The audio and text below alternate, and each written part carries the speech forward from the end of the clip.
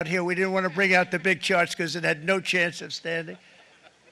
Fortunately, পাল্টাপাল্টি শুল্ক আরোপের চলমান এই বাণিজ্য যুদ্ধে শেষমেশ ওয়াশিংটন পিছু হটতে পারে এমন ইঙ্গিত দিয়েছেন ট্রাম্প।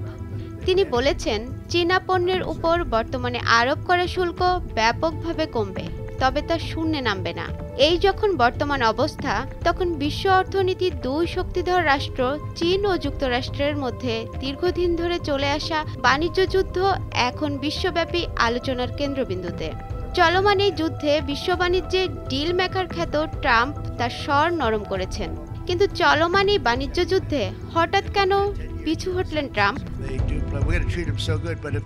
বরাবর খামখেয়ালি সিদ্ধান্ত নিয়ে আসা ট্রাম্পকে ধরাশায়ী করতে কয়েকটি গুরুত্বপূর্ণ তুরুপের তাস ব্যবহার করছে চীন।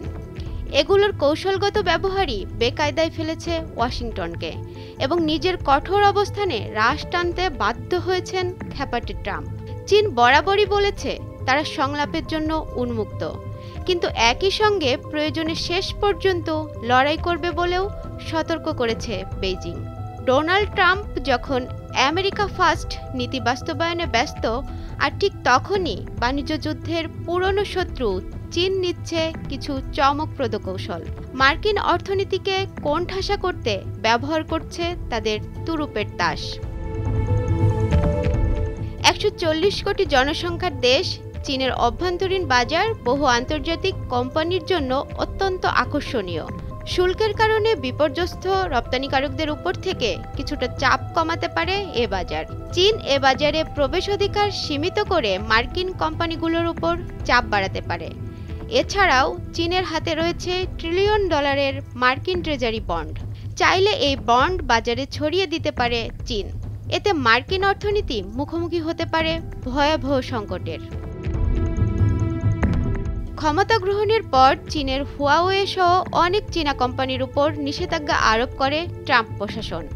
এর জবাবে প্রযুক্তিতে স্বনির্ভর হতে মেড ইন চায়না ২০২৫ কর্মসূচি হাতে নেয় চীন, যেখানে তৈরি হয় নিজস্ব চিপ, সফটওয়্যার এবং 5G প্ল্যাটফর্ম।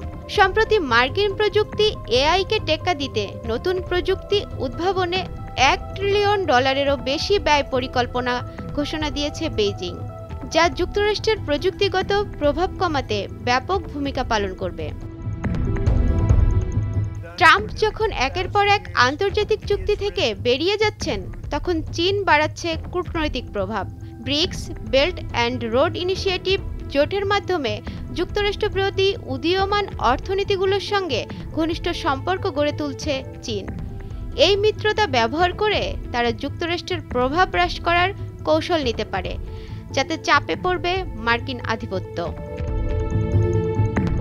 ট্রাম্পকে ধরাশায়ী করতে চীনের হাতে তুরুপের তাস অনেক, তবে এর ফলাফল নির্ভর করবে কৌশল আর সময়ের উপর। এখন দেখার বিষয় ট্রাম্প বনাম চীন অর্থনীতির যুদ্ধ কোন দিকে মোড় নেয়। অনামিকা রায়, ভোরের কাগজ।